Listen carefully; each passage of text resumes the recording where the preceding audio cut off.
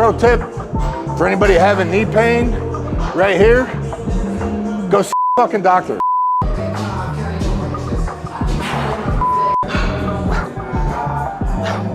don't know how the we get these on and off.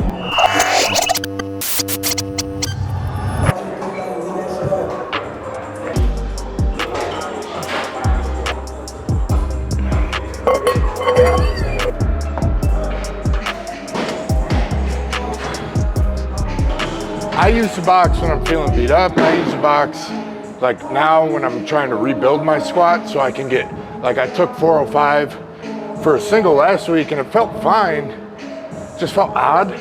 So this is a way for me to like load it and be secure with, and it's a system of overload. So next time I go to squat it, I'll get more reps without the box. This thing is hard, bro. I'm not used to like, these new age sleeves are like just as hard as like doing a self wrap. Like a loose self wrap used to give you what this gives you now. So these guys are like, yeah, I did it in sleeves. I'm like, those aren't sleeves. Those are single ply. Breaking out of sweat just trying to put them on.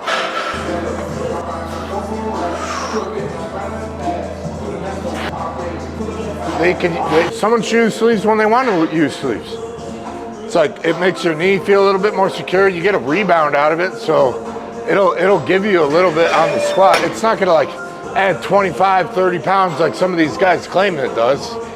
But people like me that have multiple knee surgeries, just gives you that confidence. Like, same reason I wear elbow support, so I don't have pain when I bench. I like wearing knee sleeves. Now, different sleeves give you a different result, that's for sure. Everybody at my gym was telling me to get these ones, you're gonna, and I'm like, you're crazy. But a pro tip for anybody having knee pain right here, go see a doctor.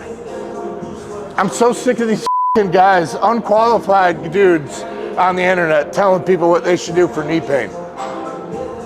Go get diagnosed.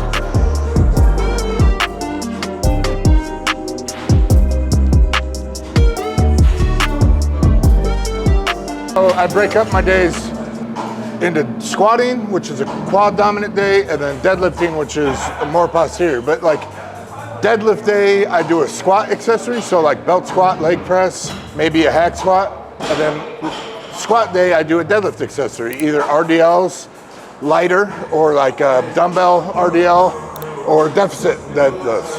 So I do some variation of squat and deads on both days, but I just break it up into more of a hip dominant or a quad dominant. I don't know how people get these on and off.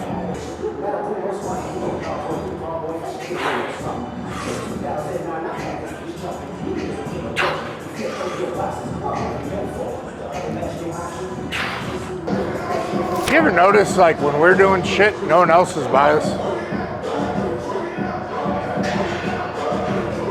Starting to think people don't like me.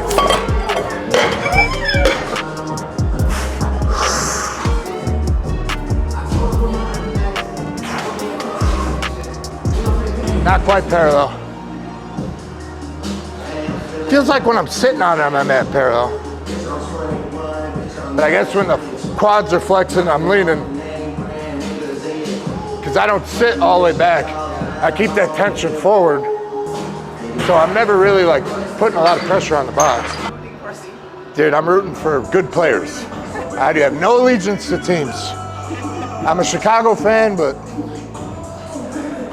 wouldn't call myself a Bears fan.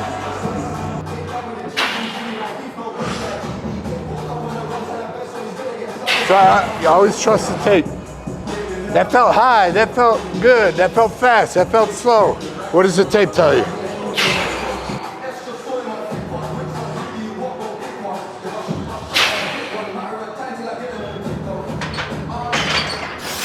I have done cold plunges. Not a fan. I think it's like a good mental test, but I don't think it's as positive as people think it is. And maybe if you're like a MMA fighter getting bruised up, like that'll help for inflammation. And or if you're like need to reset your CNS, or if you're just using it for like overall health purposes, but is it actively helping you grow more muscle or be stronger? I don't think so.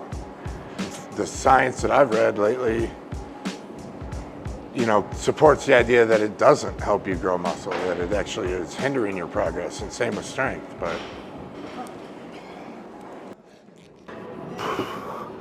But now the internet is great because we get access to a lot of knowledge, but it's also like a bunch of idiots respouting other people's knowledge and have no application of the science. Like, they don't know what they're talking about. They just know someone smarter than them has said it. So then they say it because this person said it, and then you know how telephone works. Down the line, it gets broken up into something that it wasn't. It'll cure cancer. Like, people are so quick to look for the science rather than just being regimented and disciplined. Like, they want to go from doing absolutely nothing to being the most efficient way possible of working out. Why don't you just stay consistent in the gym first and then worry about your diet after you get consistent in your gym, and then dial in that diet after you've been consistently eating healthier foods? You know, like, you got to take one step at a time.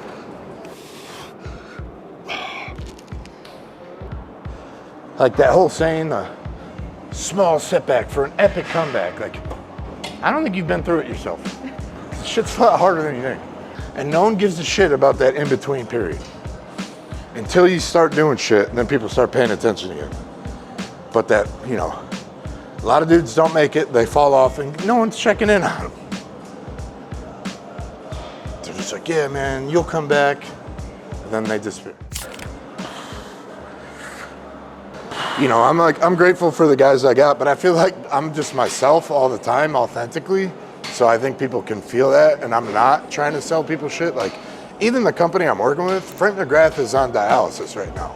Like, that's a dude that I've talked to for over a year before I even joined his company, because like, I learned who he was as a man, and I respect a lot of the things that he says and what he does. And then he sent me out some products, and that shit's legit. So like, you know, it's stuff that I believe I've taken, I take, and it's stuff that I believe can help other people. Like, creatine's a proven substance that works. Protein powder is a proven substance that works. Like, why wouldn't you help these people? And there's a million companies that do it. Try to guide people into a good company where the money is going to go into actually helping the clientele and not just into some CEO's wallet that doesn't even work out.